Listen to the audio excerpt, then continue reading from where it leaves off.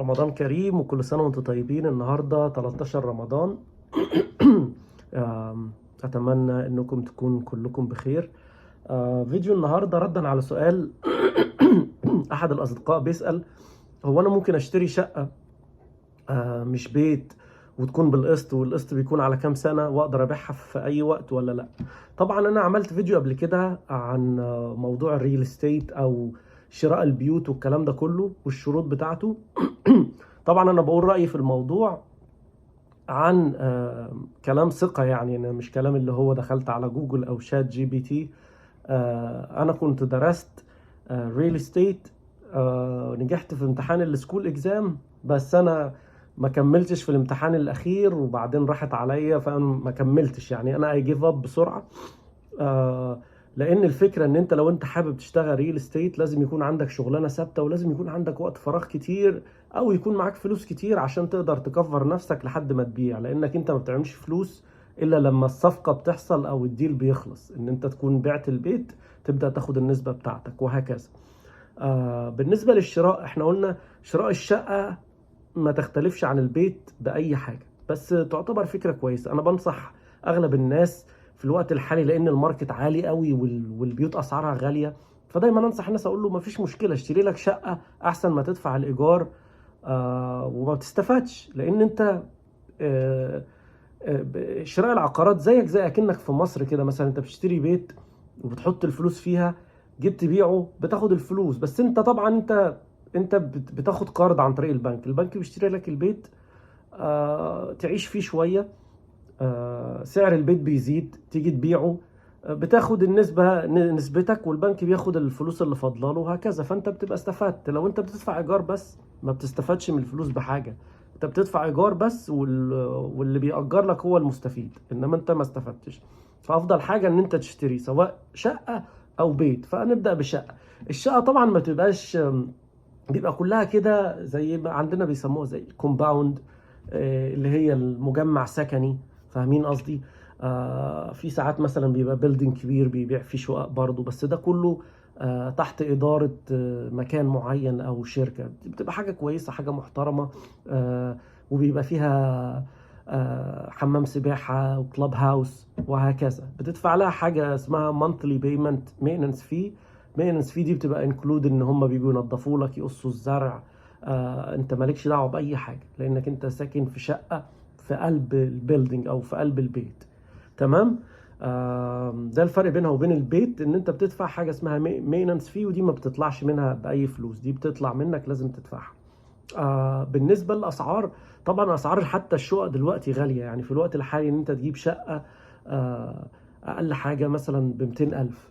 انا بتكلم ايام ما كنت بس بنصح الناس كانت الشقق مثلا ب 50 و60,000 و70,000، فاهمين قصدي؟ الاسعار غاليه جدا.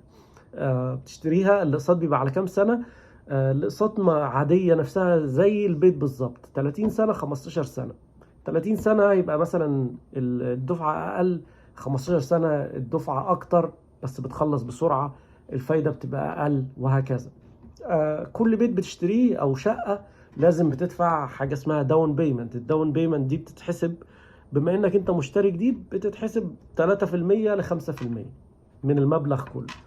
تمام. وفي حاجه اسمها كلوزنج كوست، دي لما انت بتشتري البيت قبل ما تخلص لازم بتقعد كده معاهم، تمضي العقد وتدفع بقى حق بقى البيت، بيبقى ليه تايتل زي مثلا اوراق العربيه، مثلا الترخيص، بتدفع التأمينات بتاعتها، بتدفع الضرائب بتاعتها مقدم 4 شهور وهكذا. البنك بيحاول يضمن نفسه في الأول إن أنت تقدر تدفع على الأقل 6 شهور. تمام. بالنسبة لبيع البيت، أنت ما تقدرش تبيع البيت إلا لما تسكن فيه لمدة سنتين. برضو ما ينفعش تشتري بيت إنك تأجره، لازم تقعد فيه سنتين، بعد كده تقدر تعمل فيه اللي أنت عايزه. تمام. بالنسبة بقى أنت أصلا تشتري إزاي، دي ليها شروط أنا قلتها برضو في الفيديو اللي فات.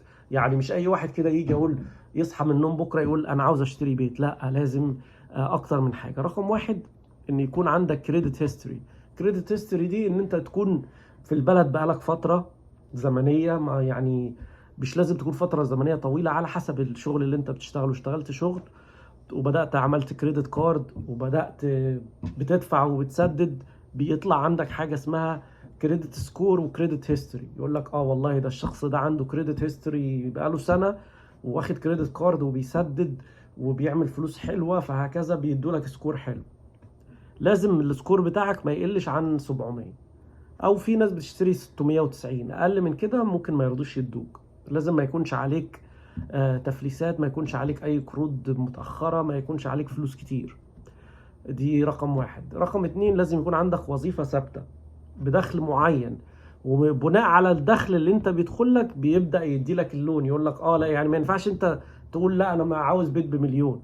كل واحد ليه بيت مناسب بالنسبة للسالري بتاعه او القبض اللي هو بيقبضه.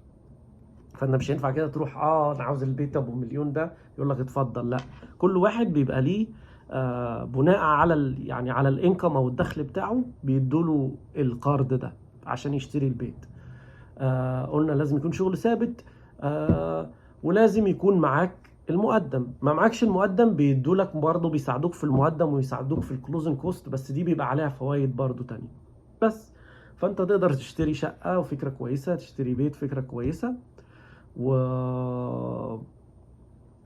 وإن شاء الله يعني ربنا يوفق الجميع وخلي عندكم أمل وطموحات. إن شاء الله تيجوا هنا وتشتروا بيوت وتشتروا شقق وتبقوا أحسن ناس في الدنيا. كل سنة وانتم طيبين، وأي حد عنده أسئلة اكتبوها لي وأنا إن شاء الله أعمل لكم فيديو أحاول أشرح لكم الكلام. أتمنى تكون الرسالة وصلت. شكرا، مع السلامة.